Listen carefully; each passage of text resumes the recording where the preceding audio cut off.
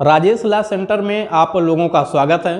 आज हम लोग भ्रष्टाचार निवारण अधिनियम 1988 के अध्याय 1 की धारा 1 और 2 पर चर्चा करेंगे, जो प्रारंभिक से जुड़ा हुआ है। इसमें मुख्यतया जो है परिभाषा रखा गया है और अधिनियम में दिए गए कुछ शब्दों का परिचय बताया गया है। ये सिलेबस में जो है, चाहे ये बीपीएससी का हो, एमपी का हो या सीबीआई एपीओ का हो, सब जगह ये एग्जाम में पूछा जाता है।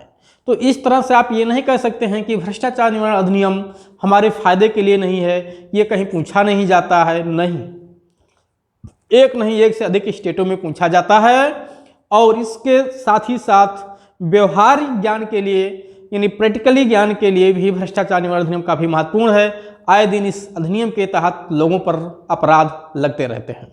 तो आइए हम लोग इस अधिनियम को, ठीक है, इसके अध्याय 1 पर चर्चा करते हैं। इससे पहले कि अगर आप लोग इस चैनल पर नए हैं तो चैनल को जरूर सब्सक्राइब कर लीजिएगा और उसको लाइक शेयर कमेंट जरूर करते रहिएगा, बिल्कुल मत भूलिएगा, क्योंकि इस लाइक शेयर कमेंट से न केवल हमारा उत्साहवर्धन होता है बल्कि आपके लिए फ़ायदा है कि इस तरह से निरंतर वीडियो आपको दिन प्रतिदिन मिलते रहेंगे।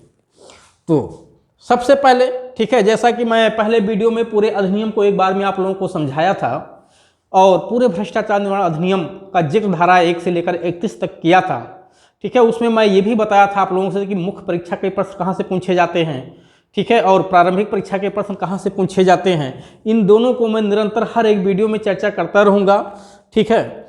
अगर आप लोगों को ऑनलाइन क्लास ज्वाइन करना है किसी को तो ये संपर्क सूत्र है, ठीक है, आप इस नंबर पे संपर्क कर सकते हैं 9161, ठीक है, 113061 पे आप संपर्क कर सकते हैं। आइए तो सबसे पहले देखते हैं, लिखा है अध्याय 1 प्रारंभिक धारा 1 से 2 धाराओं का ये अध्याय है प्रारंभिक, ठीक है। ऊपर की चीज़ों को मैं पहले वीडियो में बता दिया हूँ। तो हाँ, एक चीज़ मैं जरूर कहूँगा कि आप लोग भाग 2 को देखने से पहले भाग 1 को जरूर देख लीजिएगा, अन्यथा भाग 1 समझ में सही से नहीं आएगा। तो सबसे पहले संक्षिप्त नाम एवं विस्तार। यहाँ से प्रश्न प्रारंभिक परीक्षा में सबसे ज़्यादा पूछा जाता है कि अधिनियम का इन्फोर्स डेट क्या है, ठीक है, ये कब लागू हुआ है, कब से ये परिवर्तन में आया है। तो धारा 1, ठीक है, इसमें इन्फोर्स डेट कहाँ बताया गया है, वो संक्षिप्त नाम और विस्तार, ये सब धारा 1 में बताया गया है। संक्षिप्त नाम भ्रष्टाचार निवारण अधिनियम 1988 है। इसका विस्तार, ठीक है, जैसा कि पहले जम्मू कश्मीर पे नहीं लागू था, लेकिन अब 31 अक्टूबर 2019 से ये संपूर्ण भारत पे लागू है। पहले जम्मू कश्मीर पे लागू नहीं होता था, लेकिन अब जम्मू कश्मीर पे भी लागू कर दिया गया है। उसके बाद इसके प्रारंभ की बात धारा 1 में तो नहीं स्पष्ट तौर से लिखा गया है, ठीक है, लेकिन ये जो प्रारंभ होता है इसकी डेट यहाँ लिखी हुई है 12/9/1988 से, यानी 12 सितंबर 1988 से ये अधिनियम लागू हुआ है। मैं फिर आप लोगों को बताऊंगा कि ये अधिनियम मूल विधि अपने आप में नहीं है, ठीक है। इसका उल्लेख सबसे पहले भारतीय दंड संहिता के चैप्टर 9 में किया गया था, वहाँ से 1988 में रिपील किया गया है और ये नया एक्ट बनाया गया। क्यों बनाया गया? क्योंकि वर्तमान समय और परिस्थितियों के अनुसार जो पहले बनाया गया कानून था वो अनुकूल नहीं रह गया था, ठीक है, इसलिए ये नया कानून बनाया गया। क्योंकि जब आवश्यकताएं बढ़ती जाती हैं तो पहले से उसके लिए की गई व्यवस्था पर्याप्त नहीं रह जाती है, उसी आधार पे वहाँ से रिपील करके यह नया एक्ट बनाया गया। हाँ, कुछ धाराएं वहाँ आज भी हैं, ठीक है, जैसे 166 से लेकर के 171 तक की जो धारा है वो आज भी वहाँ विद्यमान है, शेष धाराएं वहाँ की रिपील हुई हैं। तो ये आपने देख लिया धारा 1 नाम विस्तार। परिभाषा पे हम लोग आते हैं, क्योंकि मेन परिभाषा है। परिभाषा से मुख्य परीक्षा और प्रारंभिक परीक्षा दोनों में प्रश्न पूछे जाते हैं, ठीक है। 4 शब्द यहाँ डिफाइन किए गए हैं। का 4 क्या 5 हो गए हैं, एक बाद में जोड़ दिया गया है। का में निर्वाचन शब्द की डिफिनीशन है, का में विहित शब्द यानी प्रिस्क्राइब की डिफिनीशन है। खा में जो है पब्लिक ड्यूटी की बात की गई है। सी में जो है पब्लिक सेवक की बात की यानी पब्लिक सर्वेंट की बात की गई है। और डी में जो है इंडू इन्फ्लुएंस बेनिफिट की बात की गई है, असमयक लाभ की बात की गई है। तो निर्वाचन का क्या मतलब है, विहित का क्या मतलब है, लोक कर्तव्य का, लोक सेवक का और असमयक लाभ का क्या मतलब है, क्या अर्थ है, यहाँ क्या परिभाषा दी गई है। आइए एक एक करके हम लोग देखते हैं। यहाँ इलेक्शन का देखिए, यहाँ जो परिभाषा दी गई है वो उस संदर्भ में दी गई है कि कोई ऐसा व्यक्ति हो, ठीक है, कोई ऐसा व्यक्ति हो जो लोक सेवक की श्रेणी में आता हो और अपने पदों का दुरुपयोग करता है, अपनी शक्तियों का दुरुपयोग करता है, तो उस पर इस अधिनियम के तहत मुकदमा चलाया जा सके। तो यहाँ पे निर्वाचन यानी किसका निर्वाचन, क्योंकि निर्वाचन में रिश्वत वगैरह लेना देना ये सब भी अपराध है और इस अधिनियम के तहत दंडनीय है। विहित, विहित का क्या मतलब है, विहित में दो चीजें आती हैं, अभी मैं इसको बताऊंगा। लोक कर्तव्य, ऐसे कर्तव्य, ठीक है, जहां पे आप गलत कार्य करो तो इस अधिनियम के तहत आपको दोषी ठहराया जा सके। लोक सेवक मतलब ऐसे व्यक्ति, ठीक है, जो लोक सेवक की हैसियत में हो तो उनको लोक सेवक हम कब कहेंगे। फिर असमयक लाभ यानी किस तरह का लाभ लिया जाना गलत लाभ कहलाता है, तो ये डी में बताया गया है। सबसे पहले हम लोग आते हैं इलेक्शन। इलेक्शन में लिखा हुआ है हमारे संसद, विधानसभा या स्थानीय प्राधिकरण या अन्य लोक सेवक प्राधिकरण, ठीक है। यानी अगर संसद का कोई सदस्य, ठीक है, संसद के चाहे लोकसभा के मेंबर हों या राज्यसभा के मेंबर हों, इनके निर्वाचन अगर हो रहे हैं तो वो निर्वाचन कहलाएगा यहाँ पे। यानी यहाँ निर्वाचन का मतलब क्या है, तो अगर लोकसभा का निर्वाचन हो रहा है, चुनाव हो रहा है तो उसे भी निर्वाचन कहेंगे। राज्यसभा का निर्वाचन हो रहा है, मतलब राज्यसभा के सदस्यों का, तो उसे भी हम निर्वाचन कहेंगे। विधानसभा के सदस्यों का अगर निर्वाचन हो रहा है, ठीक है, चाहे जहाँ विधान परिषदें हैं वो भी शामिल हैं, तो उसको भी हम निर्वाचन बोलेंगे। किसी स्थानीय प्राधिकरण का निर्वाचन हो रहा है, ठीक है, तो उसे भी हम निर्वाचन कहेंगे। जैसे पंचायतें हमारे यहाँ नगर पालिकाएँ हैं तो उसका निर्वाचन हो रहा है, वहाँ चुनाव चल रहा है, तो उसे भी निर्वाचन इलेक्शन कहेंगे। अन्य लोक सेवक जैसे चेयरमैन वगैरह होते हैं, ठीक है, तो उन सबका अगर निर्वाचन हो रहा है कहीं पे तो उसे भी निर्वाचन कहेंगे। यानी कुल मिला के इसमें राष्ट्रपति और उपराष्ट्रपति के इलेक्शन को बाहर कर दिया गया है। अगर राष्ट्रपति उपराष्ट्रपति के इलेक्शन को बाहर कर दिया गया है। यहाँ इलेक्शन का मतलब है संसद, विधानसभा, स्थानीय प्राधिकरण या अन्य लोक सेवक जो प्राधिकरण है कि निर्वाचन अगर हो रहा है इन लोगों का या इनके सदस्यों का निर्वाचन हो रहा है तो केवल वही निर्वाचन में शामिल है। उसके बाद अगला है विहित।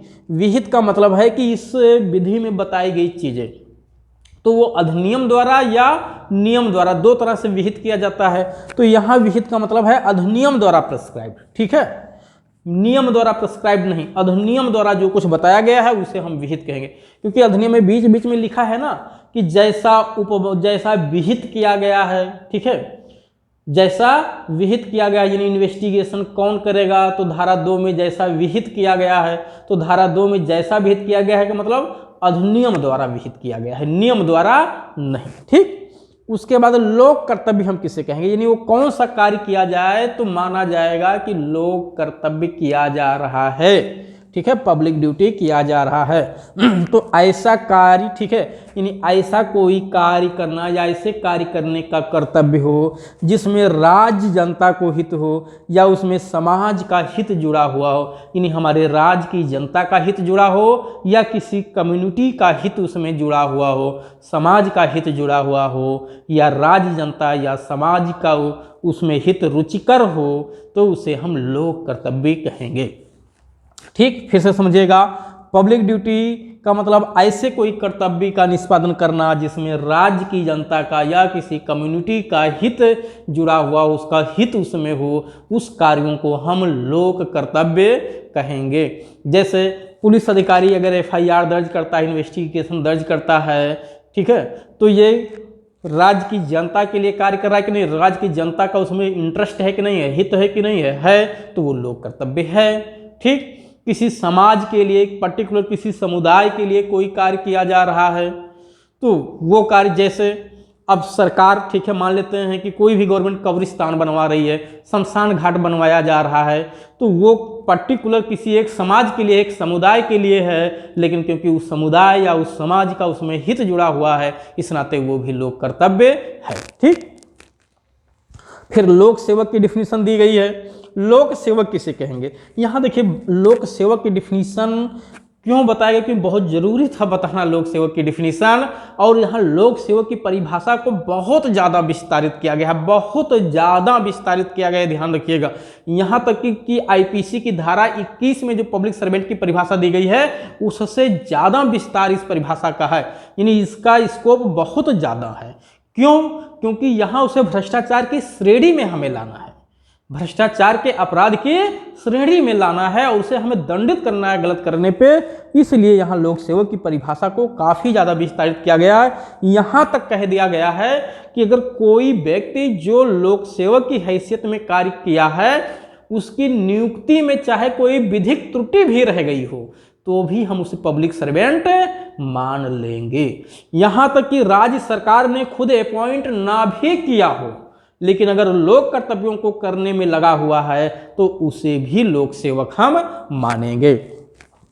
अब यहाँ स्टेप बाय कई सारे पॉइंट्स लिखे गए हैं कि लोक सेवक में कौन कौन लोग आते हैं। तो लिखा है कोई भी व्यक्ति जो लोक कर्तव्य के निर्वहन हेतु सरकार की सेवा में हो या वेतनाधीन हो या कोई फीस पा रहा हो, कोई कमीशन पा रहा हो, कोई पारिश्रमिक पा रहा हो, ठीक है, लोक कर्तव्य के निर्वहन में या तो किसी सरकार की सेवा में हो, कोई फीस पा रहा हो, कोई शुल्क पा रहा हो, कोई पारिश्रमिक पा रहा हो, कोई कमीशन पा रहा हो, तो ऐसे व्यक्ति भी लोक सेवक हैं। ठीक, किसी स्थानीय प्राधिकरण की सेवा में कार्य कर रहा है वो भी लोक सेवक है। केंद्रीय, प्रांतीय या राज्य के स्वामित्वाधीन या नियंत्रण में गठित किसी निगम, निकाय, प्राधिकरण या शासकीय कंपनी का सदस्य है, वहाँ पे काम कर रहा है, वो भी लोक सेवक की श्रेणी में आता है।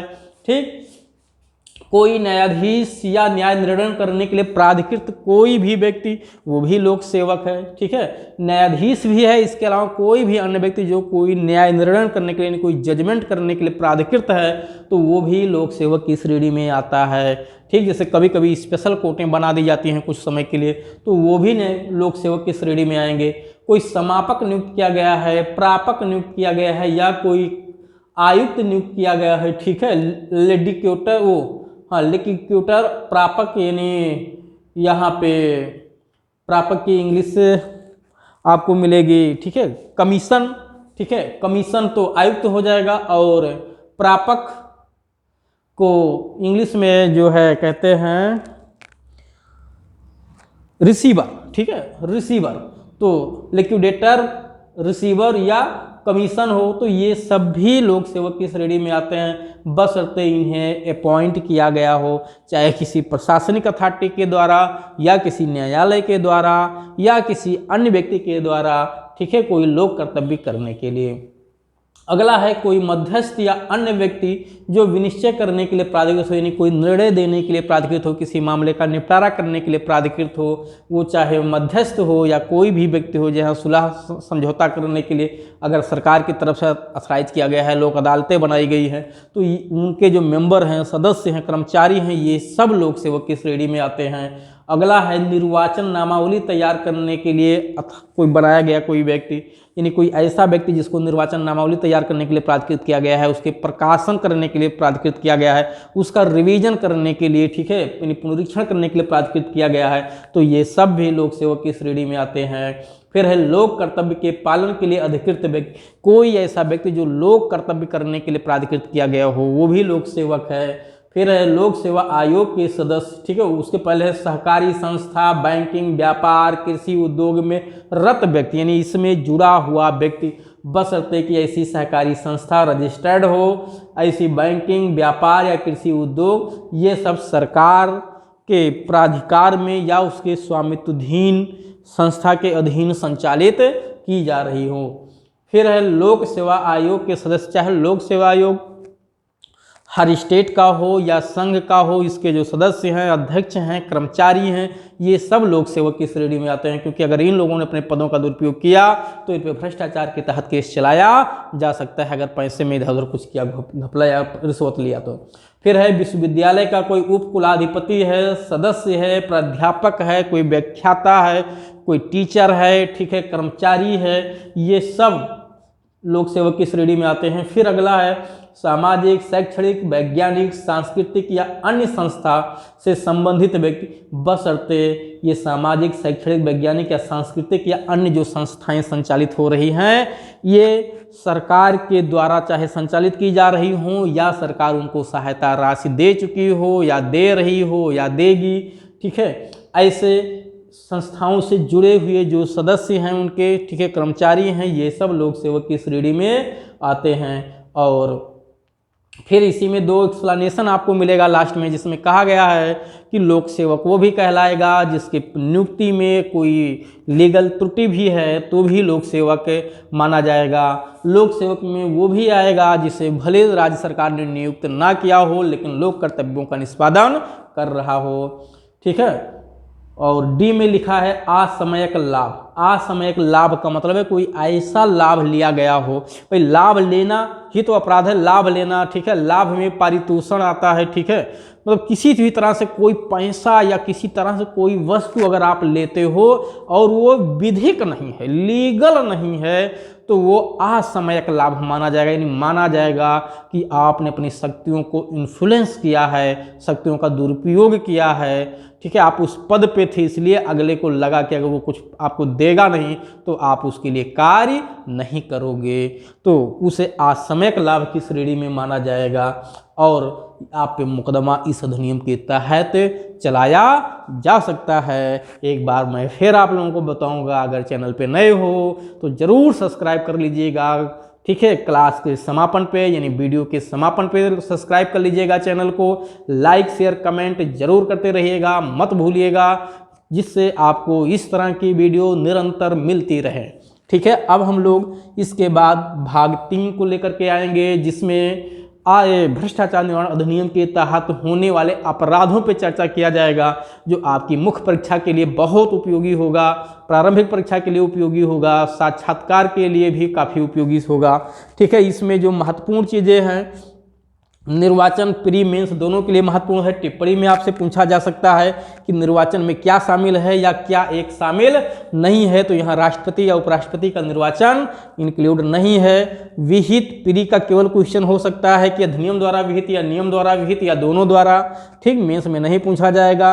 लोक कर्तव्य प्री मेंस दोनों के लिए महत्वपूर्ण है। लोक सेवक मेंस और प्री दोनों के लिए महत्वपूर्ण है, खासतौर से मेंस के लिए बहुत ज़्यादा महत्वपूर्ण है। ये प्री के लिए तो है ही है, मेंस के लिए भी बहुत महत्वपूर्ण है। एक चीज़ हमेशा ध्यान रखिए कि जो चीज़ें प्री के लिए महत्वपूर्ण होती हैं वो मेंस के लिए हो जरूरी नहीं है, लेकिन जो पॉइंट मेंस के लिए महत्वपूर्ण होता है वो प्री और इंटरव्यू तीनों स्तर के लिए महत्वपूर्ण होता है। तो इस तरह से आपकी ये परिभाषा समाप्त हो गई। अब हम लोग मिलेंगे नेक्स्ट वीडियो में।